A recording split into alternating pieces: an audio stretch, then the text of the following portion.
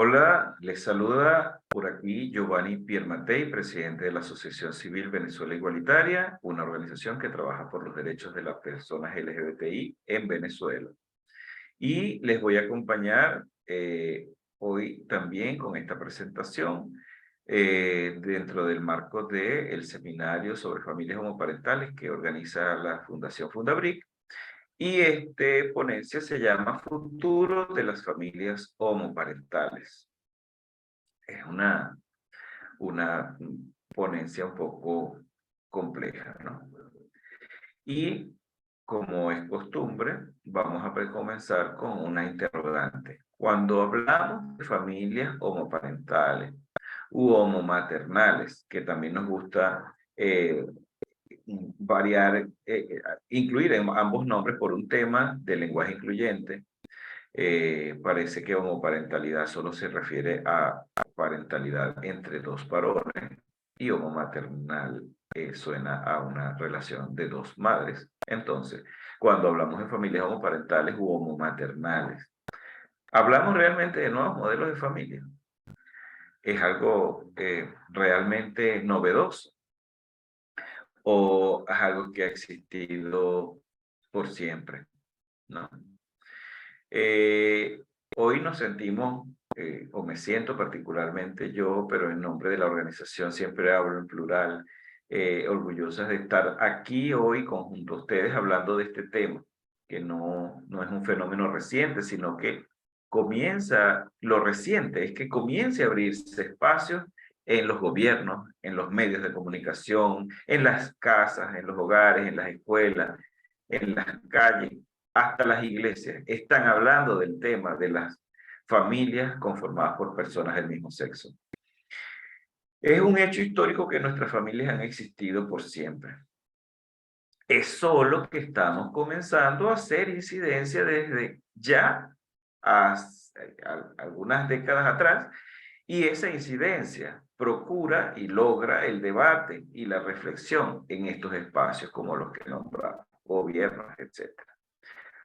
Y es que ya es imposible escondernos y es urgente visibilizarnos. Los avances en las legislaciones y las jurisprudencias en el mundo, y Latinoamérica no se escapa de estos avances, es además un motor que sigue movilizando a los países como Venezuela, donde son incipientes los avances, pero no deja de haberlos. Y tenemos que estar claras y claros en esto, ¿no? Las personas lesbianas, gays, bisexuales, transgéneros, transexuales, intersexuales, y nuestros hijos y nuestras hijas continuamos necesitando de políticas públicas concretas, de legislaciones que nos ayuden a romper tabúes y que visibilicen y respeten nuestra diversidad en lo afectivo, en lo sexual, en lo familiar.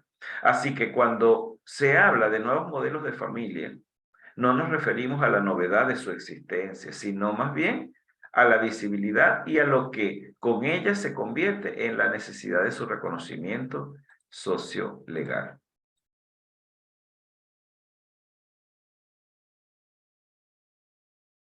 Ahora bien, a pesar de estos avances históricos de la institución familiar en lo social y en lo legal que nombramos ahorita, desde lo nuclear, tradicional, esa imagen que tenemos de la familia tradicional, papá, mamá, hijas, hasta las multiplicidad de formas de familias que existen como las monoparentales, papá con hijos e hijas, mamás con hijos e hijas, sin pareja, criados por los abuelos, en las extendidas, las reconstituidas, que son aquellas que se configuran con los hijos de un hombre divorciado y las hijas de una mujer divorciada y terminan casándose nuevamente, entre otras múltiples formas de familia que existen.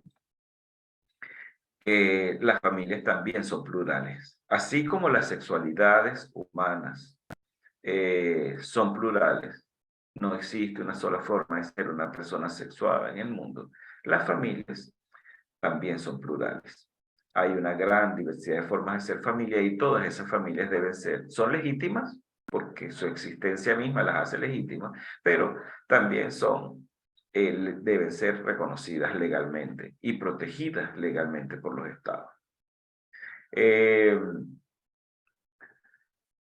Pero bueno, ha habido un proceso largo de deconstrucción de esos valores culturales que otorgaban más privilegios, por ejemplo, al varón frente a la mujer, y que se arraigaban en las leyes, ¿no? Aquí tenemos un código civil que hasta no hace mucho daba mayores ventajas a los varones. Por ejemplo, al momento del divorcio se podían casar inmediatamente, pero las mujeres no se podían casar inmediatamente, sino 9 meses después. Estamos hablando de ese tipo de esquemas patriarcales que están arraigados en las leyes, ¿no?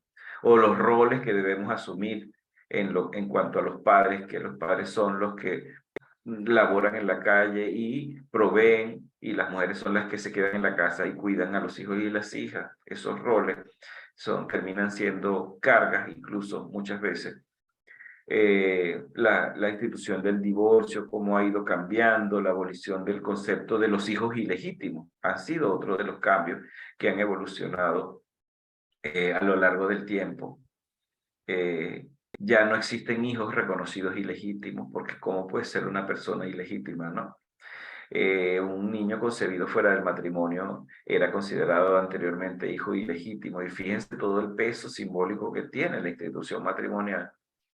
Entonces, en las políticas familiares de los países construidos desde esa perspectiva eurocéntrica, eurocristiana, sigue estando muy marcada la visión del modelo familiar patriarcal. A pesar de todos estos avances, en todos los países que seguimos, la colonia se fue, pero nos quedó toda su cultura, ¿no? Esa perspectiva, por eso la llamamos eurocéntrica y eurocristiana, porque es una visión europea, y además de Europa misma vino el cristianismo con su iglesia a imponerse sobre la cultura de los pueblos originarios. Y con ella vino todo ese modelo familiar patriarcal y heteronormativo. Eso sigue vigente, a pesar de que han habido muchos cambios, todavía está vigente, a pesar de que se fue la colonia, sigue vigente. Y un hombre sigue siendo el aportador de los recursos, y una mujer sigue siendo la cuidadora principal y encargada de las tareas domésticas y el cuidado de la fuerza de trabajo presente, pasada y futura.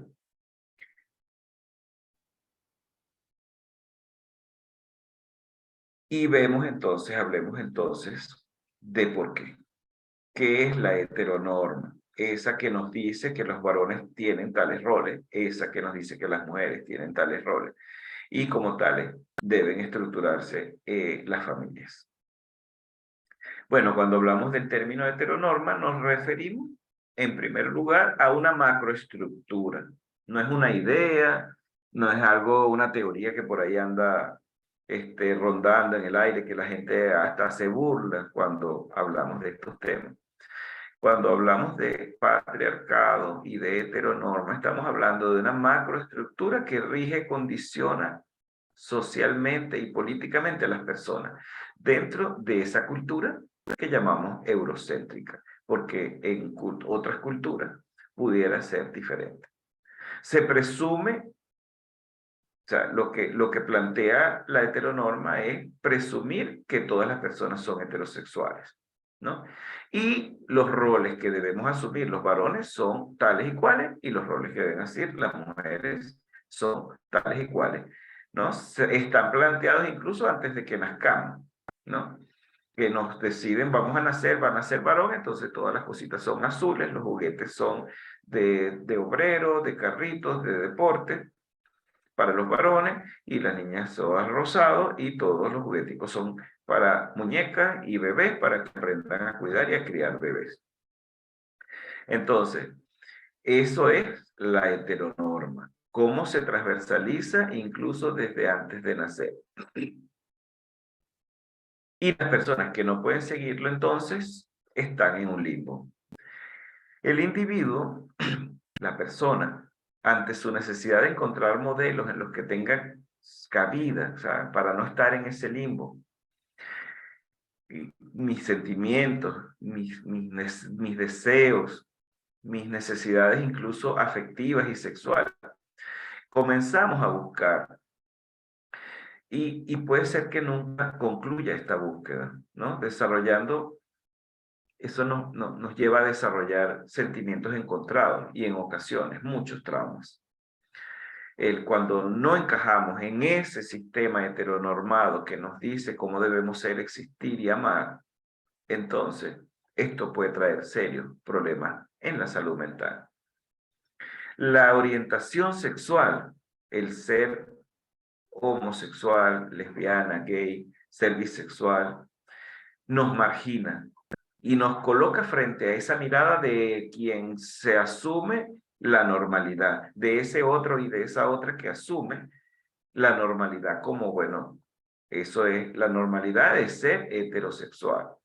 Es que si naciste con pene y te gustan las mujeres y vas a ser un macho, y si te gusta, y si naciste con vulva, entonces vas a ser una mujer y vas a criar hijos e hijas y configuras una familia. El romper con esa norma entonces nos margina, ¿no? Determina nuestra relación incluso con las instituciones, las oportunidades que podemos tener en la sociedad, cómo nos protege el sistema, ¿no? ¿Cuáles son los privilegios que podemos tener dentro de los recursos disponibles para todas las personas en una sociedad?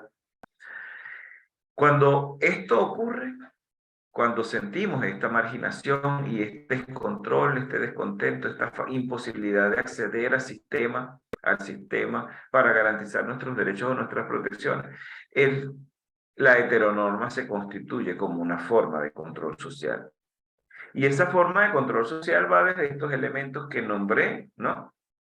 Pero también incluye cosas como la ridiculización de nuestras existencias, el chiste, la broma, el acoso y la violencia desde la psicológica hasta la violencia física, incluso hasta el asesinato, ¿no? Entonces se nos coloca frente a una decisión cuando vemos que existe un sistema que nos norma, que nos impone ser de determinada manera.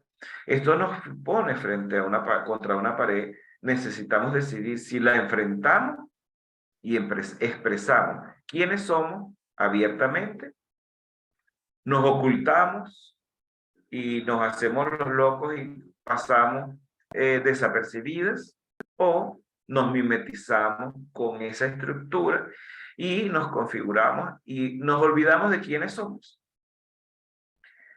Porque tenemos que ser como el sistema dice que seamos. Entonces, cuando eso ocurre, estamos frente a un sistema de control social. Eso es la heteronorma.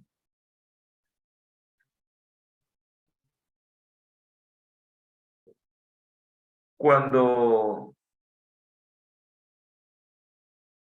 ya que no sé si ok. Vamos a ver, cuando nos planteamos el propósito de esta presentación, que era saber cuál era el futuro de las familias homoparentales y homomaternales. Nos planteamos, bueno, desde cuando yo diseñaba esta presentación, pues me planteaba, hay muchos estudios que dicen que el futuro de las parejas homoparentales, de las familias homoparentales, debe pasar por dos elementos fundamentales. Una, la validación de su unidad familiar frente a las situaciones de discriminación por prejuicios que existen en Venezuela y en muchos países del mundo. Gracias a ese imaginario colectivo en el que ya le llamamos heteronorma, que circula en nuestro entorno y que secuestra nuestras identidades, nos presiona, nos oprime en cuanto a quiénes somos y cómo amamos, y que finalmente impacta en nuestras vidas y en la de nuestras familias. Entonces, existe como que el reto futuro de comenzar a validarnos como unidad familiar y de que se desarrollen investigaciones, y gracias, por ejemplo, agradecemos a Fundabril por abrir este espacio importantísimo en Venezuela y el mundo, Bueno, porque es hablar de estos temas, que se hagan investigaciones en las universidades, para que aporten visiones ajustadas a la realidad social de nuestra familia y que permitan apalancar esas demandas que tenemos ante las instituciones del Estado, ¿no? Entonces, tenemos que trabajar con los estudios y con la discriminación. Pero es solo eso, son solo esos los retos que tenemos como las familias homoparentales. Para mí, para Venezuela Igualitaria, el verdadero reto es respetarnos. El verdadero reto es que quienes conformamos familias homoparentales no fuimos criadas en Júpiter, en Saturno, fuimos criadas en el mismo sistema. En un sistema que enseña a las personas a rechazar, a discriminar, a señalar, a odiar, a violentar a quien es diferente. Por eso en Venezuela Igualitaria no llamamos LGBTI-fobia o homofobia a ese rechazo, sino le llamamos odio, LGBTI-odio, homo-odio, trans-odio. Porque ya parece que la fobia causa risa, ¿no? Ya parece que no importa que le digas homofóbica a una persona. Sí, sí lo soy, pero tú le dices que odia y se niega el odio. Y realmente detrás de ese prejuicio violento que tiene, hay un odio a aquello que es diferente. Entonces, las personas gays, lesbianas, bisexuales, fuimos criadas bajo el mismo esquema. También tenemos dentro de nuestro ser, nuestro sentir, odio hacia quienes son diferentes. Incluso dentro de la misma población LGBTI, eso es frecuentemente reconocido, ¿no? Bueno, gays se odian con lesbianas, lesbianas con bisexuales, bisexuales con etcétera, ¿no? Y también nos odiamos a nosotras mismas, ¿no? ¿Por qué? Porque hay todo un sistema, como lo dijimos anteriormente, que nos dice que ser gay, lesbiana, bisexual es ser una enferma, una pecadora, una persona depravada, una persona que le hace daño a la sociedad y terminamos autoodiándonos. Terminamos rechazándonos a nosotros mismos. Y por ahí seguramente muchas de ustedes han escuchado hablar de endohomofobia, que en Venezuela Igualitaria le decimos endohomo-odio o endo-LGBTI odios.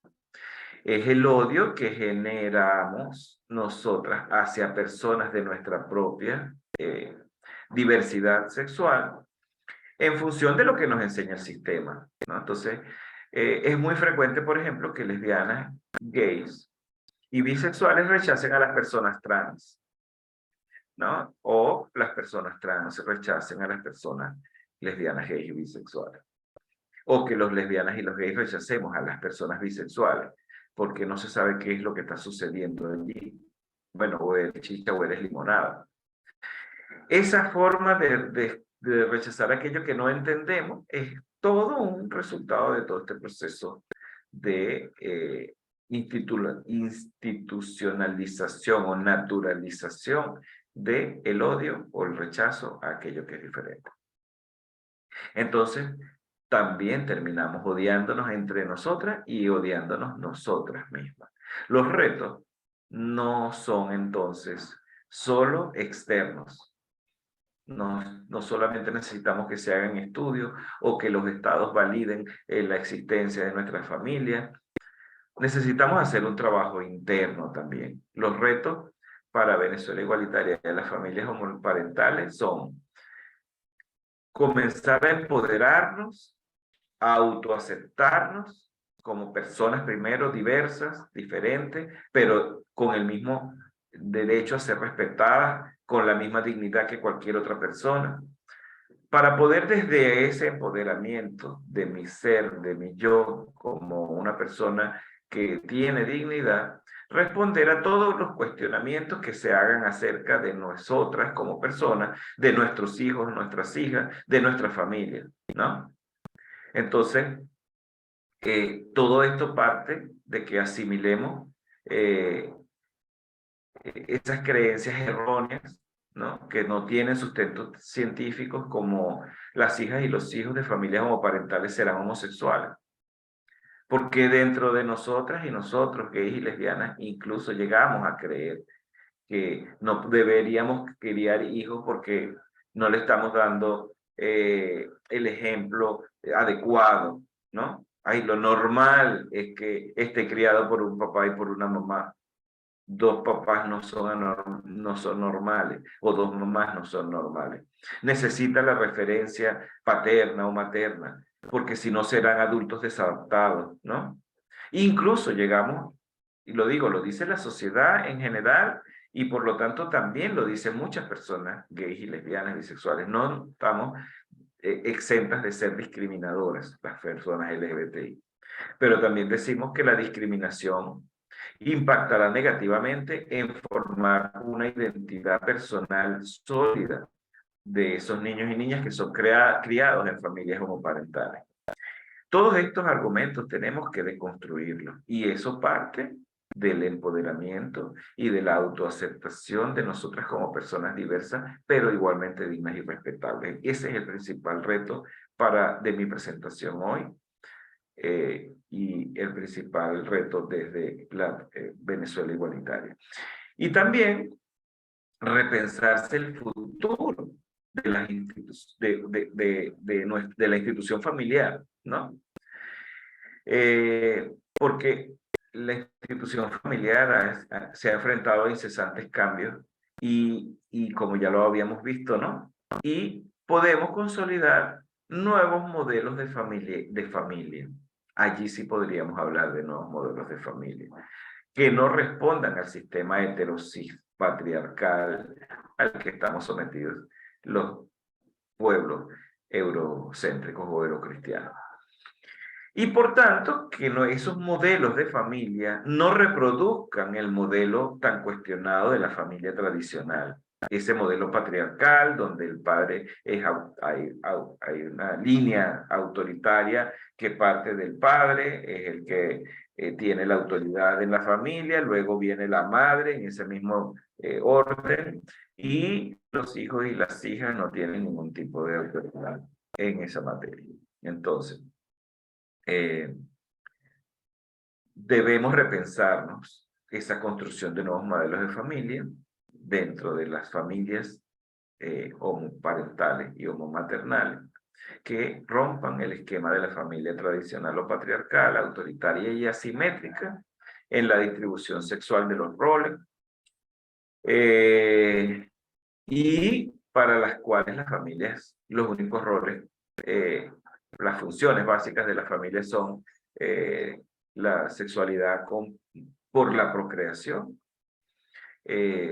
y más bien que se dirija hacia el cuidado, al autocuidado de cada una de las personas que forman parte de la agrupación familiar.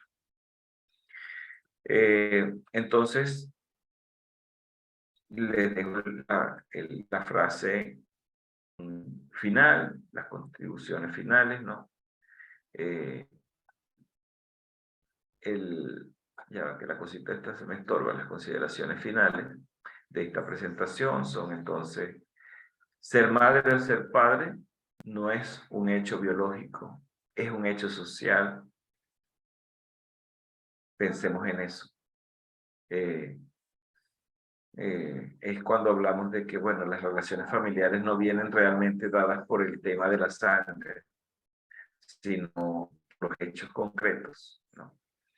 Y porque, bueno, existen configuraciones familiares donde una de las dos madres, por ejemplo, si es una familia homomaternal, tiene relación biológica con el niño, o solamente le dio a luz porque fue un vientre básicamente subrogado, pero la vinculación biológica no es la que la hace mamá, es la que la hace socialmente una madre, quien la cuida, quien lo protege y quien le garantiza su felicidad, ¿no?